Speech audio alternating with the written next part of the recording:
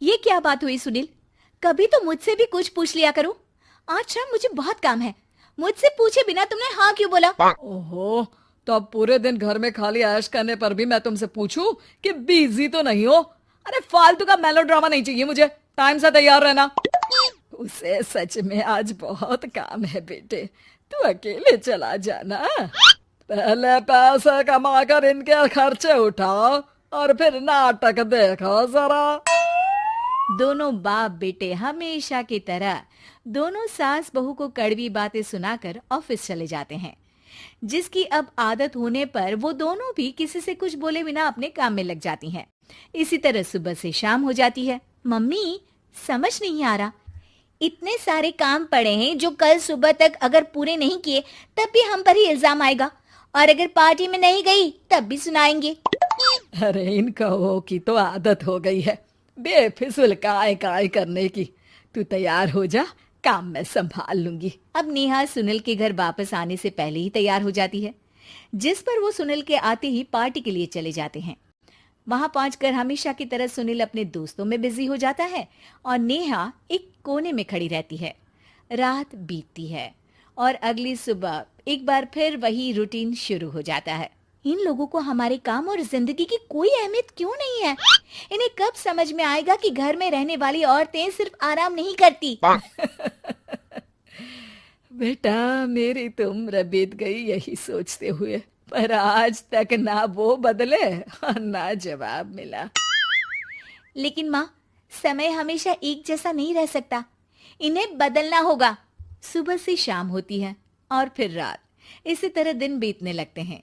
एक शाम सुनील और उसके पापा ऑफिस से जल्दी घर वापस आते हैं। तब हमें पार्टी में जाना है, सूट प्रेस करके दे दो और जल्दी तैयार हो जाओ। अरे तुम भी और घंटों मत लगाना, समझे?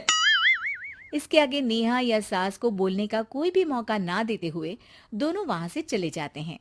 कुछ देर बाद चारों पार्टी में पहुंच जाते हैं। यहाँ सब समझदार और पढ़े लिखे लोग हैं, कोई बेवकूफी करके मेरी नाक मत कटवाना। और तुम तो खासकर अपनी जुबान काबू में रखना, बहुत चलने लगी आजकल। आप लोगों की शायद हमेशा हर जगह हमें इंसल्ट करने की आदत बन गई है। अच्छा, जब शॉपिंग पर मेरे ही पैसे उड़ाती हो तब ये बगावत याद नहीं आती होगी। काम न काज की दुश्मन अनाज की। ऐसा बोलकर सुनील अपने दोस्तों के साथ चला जाता है और ससुर भी ऑफिस के लोगों के साथ गपशप में लग जाते हैं। लेकिन सुनील की बात से परेशान नेहा और उसकी सास वहीं एक कोने में खड़ी रहती हैं। शांत हो जा, कर ही क्या सकते हैं। चल कोल्ड ड्रिंक पीते हैं, गुस्सा उतर जाएगा। जैसे ही नेहा और सास कोल्ड ड्रिंक लेने पहुंचती हैं, तो उन्हीं के बराबर में अल्कोहल का काउंटर देखकर नेहा का चेहरा चमक उठता है। वो मुस्कुराकर सास के कान में कुछ कहती है और दोनों पीना शुरू करती हैं। कुछ देर बाद दोनों चिल्लाते हुए अपने अपने पतियों को ढूंढने लगती है। कहाँ है सुनील? देख, तेरी असलियत आ रही है। कहाँ है सुनील के पापा?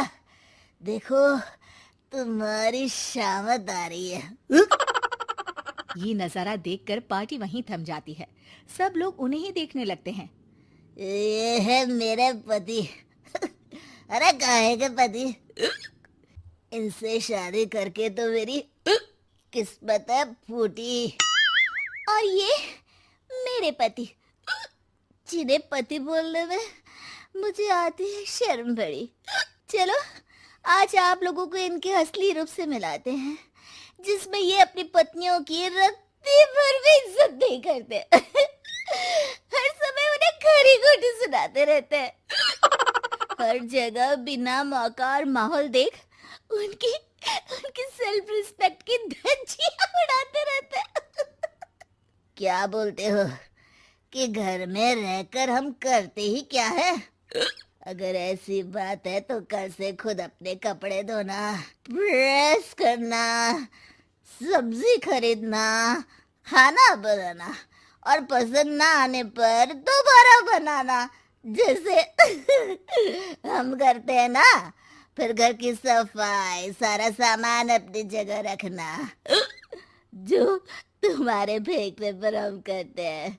और फिर फाइनेंस मंत्री बनकर लिमिटेड पैसों में बढ़ती कीमतों के साथ घर का बजट बनाना। सुनील, इन्हें चुप करा। अपनी तो कोई इज्जत है नहीं, हमारी भी खराब कर रही है। हाँ, ये तो और बढ़िया है। अब अच्छे से सुनो। नेहा, ये क्या ड्रामा है? ड्रामा तो अभी शुरू हुआ है जी। सास और नेहा अपने मन की सारी भड़ास निकालने लगती है, जिसे चुपचाप खड़े रहकर सुनने के अलावा ससुर और सुनील के पास कोई चारा नहीं होता। बहुत देर तक यही सब चलने के बाद आखिर में दोनों सास बहू बेहोश हो जाती हैं। अगली सुबह सिर दर्द के साथ दोनों की नींद अपने अपने कमरे में खुलती है, जिस पर उनके पति उन्हें हॉल में लेकर आते हैं। मेरा सिर इतना दर्द क्यों कर रहा है? मेरा भी। इतनी देर में ससुर 2 गिलास नींबू पानी लेकर रसोई से बाहर आते हैं। ये लो नींबू पानी, इससे सिर दर्द ठीक हो जाएगा। हम दोनों आपसे कुछ कहना चाहते हैं। सास बहू हैरानी से एक दूसरे को देखने लगती हैं। तभी दोनों बाप बेटे उनसे माफी मांगते हुए कहते हैं, हमें कभी एहसास नहीं हुआ कि अपने ईगो में हम दोनों आप लोगों के साथ कितना बुरा कर रहे हैं। आज से हम भी घर के काम में हाथ बटाएंगे। और नेहा, मैंने तुम्हें जॉब करने से रोका, उसके लिए भी सॉरी। तुम्हें जो करना है करो। ये सब सुनने के बाद सास बहू मुस्कुराते हुए एक दूसरे की तरफ देखती हैं। अल्कोहल वाले काउंटर पर बैठकर कोल्ड ड्रिंक पीकर थोड़ा ड्रामा करते हुए आज इन्हें सबक सिखा ही देते हैं।